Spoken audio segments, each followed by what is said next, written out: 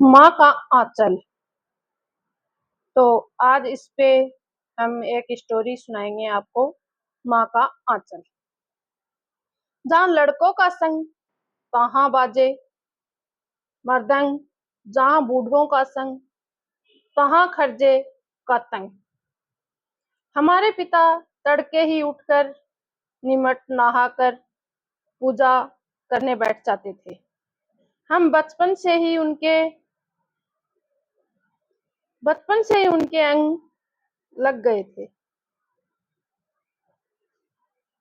माता से केवल दूध पीने तक का नाता था, इसीलिए पिता के साथ ही हम भी बाहर की बैठक में ही सोया करते थे। वह अपने साथ ही हमें भी उठाते और साथ ही नहला धुलाकर पूजा पर बैठा लेते। हम भूभूत का तिलक देने के लिए उनको दिक करने लगते थे। कुछ हंसकर, कुछ झुंझलाकर और कुछ डांट कर वह हमारे चौड़े लीलार में मतलब मस्तक में तिपुड़ कर देते थे। हमारे लीलार में भरपूर खूब खुलती थी। सिर में लंबी लंबी जटाएं थी। भूभूत रमाने से हम खाक से बम भोले बन जाते थे।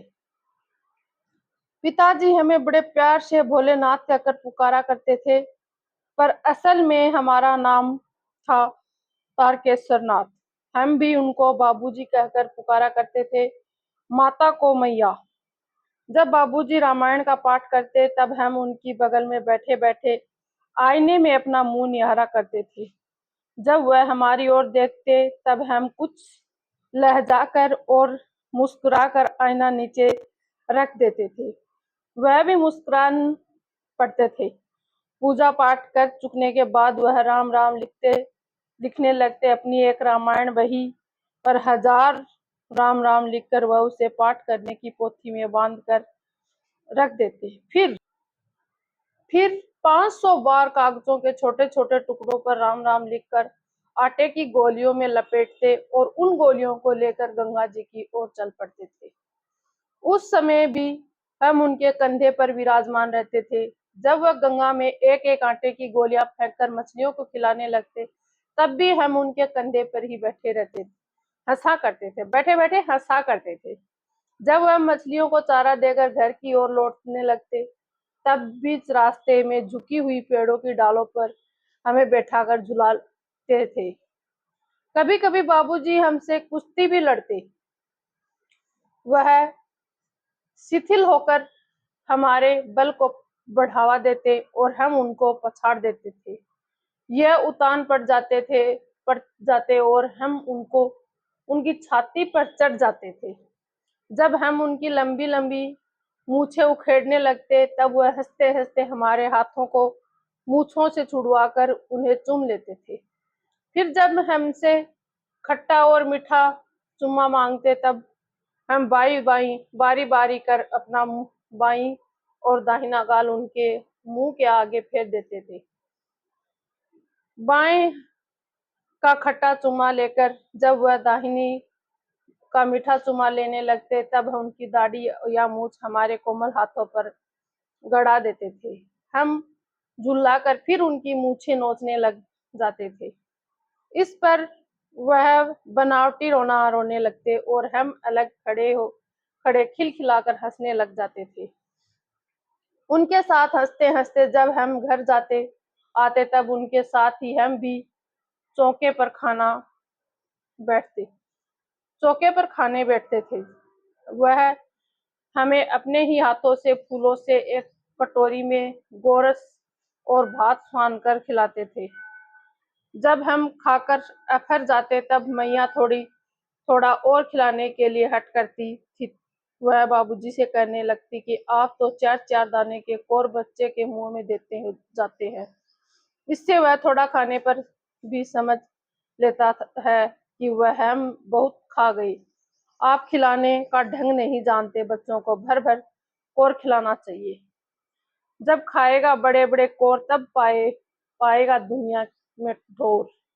देखिए मैं खिलाता हूँ, मर्दुए क्या जाने कि और बच्चों को कैसे खिलाना चाहिए, और महातारी के हाथों से खाने पर तो बच्चों का पेट भी भरता है।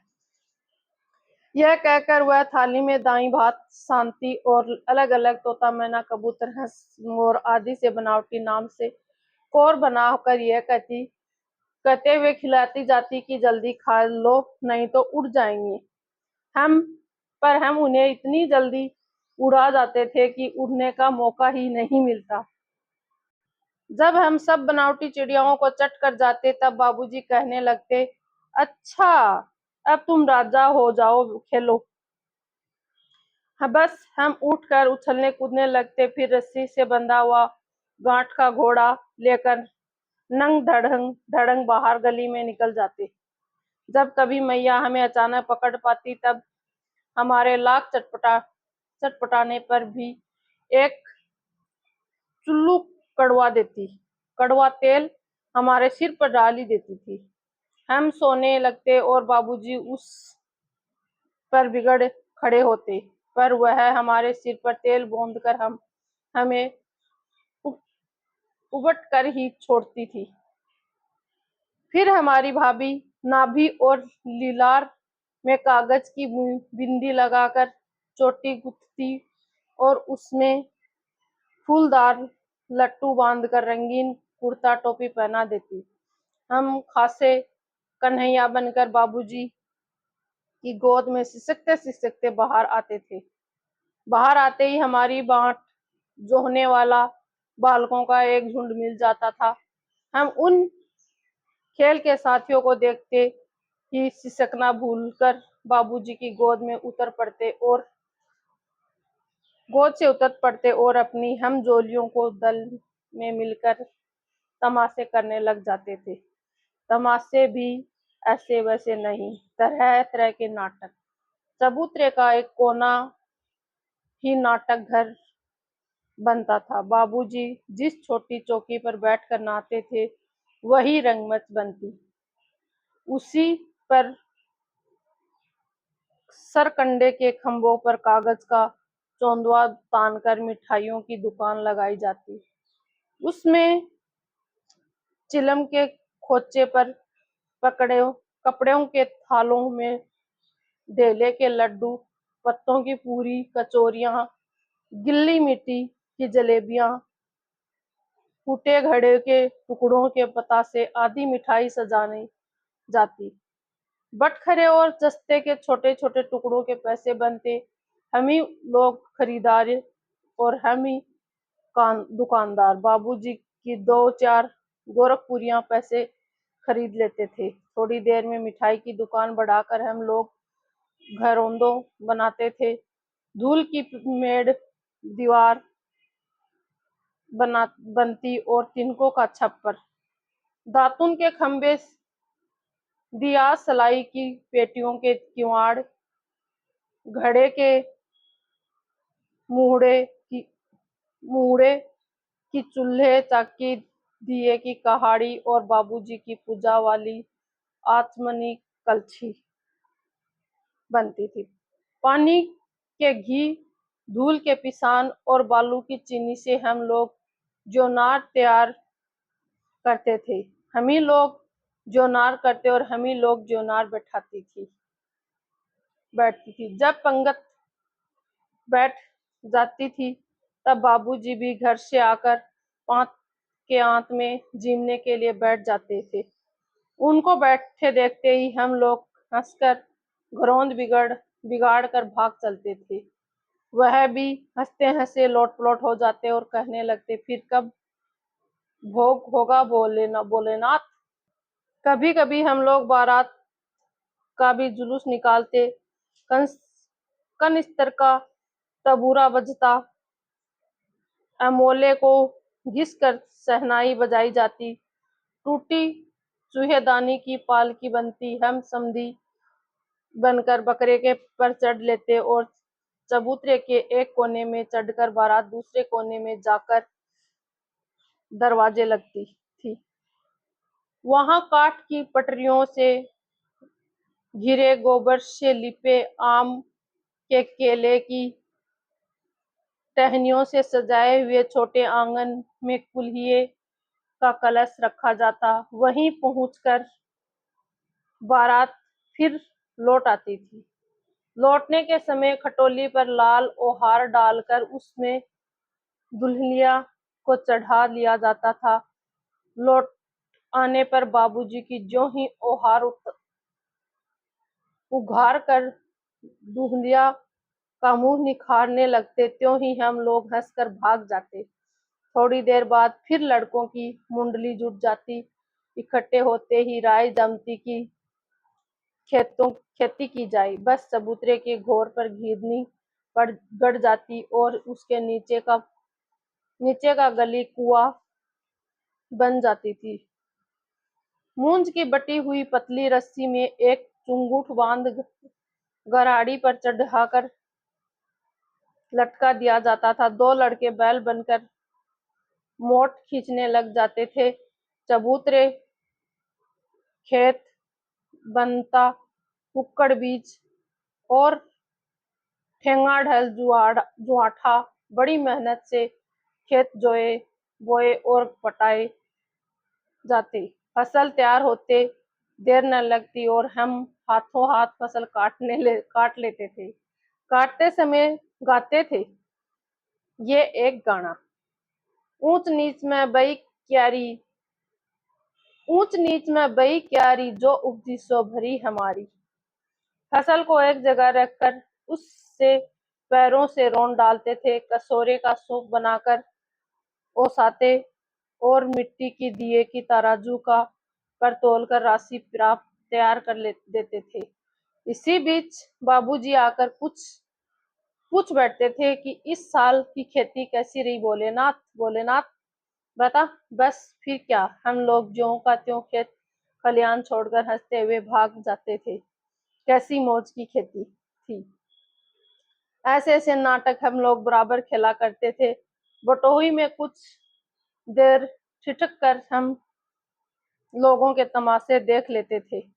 जब कभी हम लोग दरदरी के मेले में जाने वाले आदमियों का झुंड देख पाते, तब कूद कूद कर चिल्लाने लगते, चलो भाइयों, दरदरी सत्तू पिसने की मोटरी, चलो भाइयों, दरदरी सत्तू पिसान की मोटरी। अगर किसी चूल्हे के आगे आगे जाती हुई ओहारदार पालकी देख पाते, तब खूब जोर से चिल्लाने लगते, रहरी में रहरी पुरान रहरी, डोला के कन्या हमारा मैरी। रहरी में रहरी पुरान रहरी, डोला के कन्हैया हमार मेहरी। इसी पर एक बार बुढ़ावर ने हम लोगों को बड़ी दूर तक खदेड़ कर डोलों से मारा था। उस खसुट खबसिस की सूरत आज भी हमें याद है। न जाने किस ससुर ने वैसे जमाई को ढूंढ निकाला था। वैसा घोड़ा मुंह आदमी हमने कभी नहीं देखा। आम की फसल पर कभी कभी खूब आंधी आती। आंधी के कुछ दूर निकल जाने पर हम लोग बाग की ओर दौड़ पड़ते थे। वहां चुन चुन कर गुले गुले गोफी आम चबाते थे। एक दिन की बात है, आंधी आई और पट पड़ गई। आकाश काले बादलों में ढक गया। मेघ गरजने लगा, बिजली औंधने और ठंडी हवा सनसनाने लगी। पेड़ झूमने और जमीन चूमने लगे। हम लोग चिल्ला उठे, एक पैसा की लाई बाजार में छितराई, एक पैसा की लाई बाजार में छितराई, बरखा उधरे बिलाई। लेकिन बरखा न रुकी और फिर मूसलाधार पानी होने लगा। हम लोग पेड़ों की जड़ से धड़ से सट गए, जैसे कुत्ते के कान से अंठाई चिपक जाती है। मगर बरखा जमीन नहीं थम पाई। बरखा बंद होते ही बाग में बहुत से बिच्छू नजर आए। हम लोग डर कर भाग चले। हम लोगों में बेजू बड़ा ढीठ था। स्वयं की बात है, बीच में मासूम तिवारी मिल गई। बेचारे बूढ़े आदमी को सूझता कम था। बेजू उनको चिढ़ाकर बोला, बूढ़ा बेईमान, मांगे करेले का चोखा। बूढ़ा बेईमान मांगे करेले का चोखा। हम लोगों ने भी बेबू के सुर में सुर मिलाकर यही चिल्लाना शुरू किया। मासूम तिवारी ने बेहताश खदेड़ा। हम लोग तो बस अपने अपने घर की ओर आंधे हो चले। जब हम लोगों ने मिल सके तब तिवारी जी को सीधी पाठशाला में चले गए। वहां से हमको और बेजू को पकड़ लाने के लिए 4 लड़के गिरफ्तार वारंट लेकर छूटे।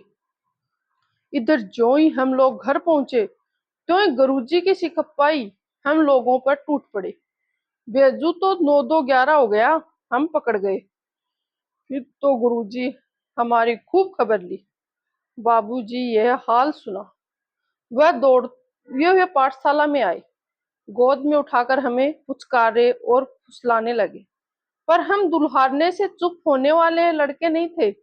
रोते रोते उनके कंधा आंसुओं से तर कर दिया। वह गुरुजी की चिचोरी करके हमें घर ले चले। रास्ते में फिर हमारे साथी लड़कों का झुंड मिला। वे जोर से नाचते और गाते थे, माई पकाई गरर गरर पूजा, हम खाई पुआ, ना खलेब जुआ। माई पकाई गरर गरर पुआ, हम खाइए पुआ, ना खालेब जुआ। फिर क्या था, हमारा रोना धोना भूल गया। हम हट करके बाबूजी की गोद से उतर पड़े और लड़कों की मंडली में मिलकर लगे वही तानसून अलापने। तब तक सब लड़के सामने वाली मकई के खेत में दौड़ पड़े। उसमें चिड़ियों का झुंड चल रहा था। दौड़ दौड़ कर उन्हें पकड़ने लगे, पर एक भी हाथ ना आई। हम खेत से अलग ही खड़े होकर गा रहे थे, राम जी की चिरई राम जी का खेत, खा लो चिरई भर भर पेट। हमसे कुछ दूर बाबूजी और हमारे गांव के कई आदमी खड़े होकर तमाशा देख रहे थे और यही कहकर हंसते थे कि चिड़ैया की जान लड़कों का खिलौना। सचमुच लड़के और बंदर पराई पीर नहीं समझते। एक टिहली पर जाकर हम लोग चूल्हों की बिल में पानी उलीचने लगे। चूहों के बिल में पानी उलीचने लगे। नीचे से ऊपर पानी फेंकना था। हम सब थक गए। तब तक गणेश जी के चूहे की रक्षा के लिए शिव जी का सांप निकल आया। रोते चिल्लाते हम लोग बेतहाशा भाग चले।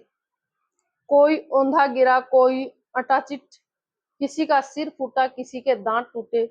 सभी गिरते पड़ते भागे। हमारी सारी देह लूहा-लून हो गई। पैरों के तलवे कांटों में छलनी हो गई। हम एक सुर में दौड़े हुए आए और घर में घुस गए। उस समय बाबूजी बैठक के ओसारे में बैठकर हुक्का गुड़गुड़ा रहे थे। उन्होंने मैं बहुत पुकारा, पर उनकी अनसुनी करके हम दौड़ते हुए मैया के पास ही चले गए। जाकर उसी की गोद में शरण ली। मैया चावल आमनिया कर रही थी। हम उसी के आंचल में छिप गए।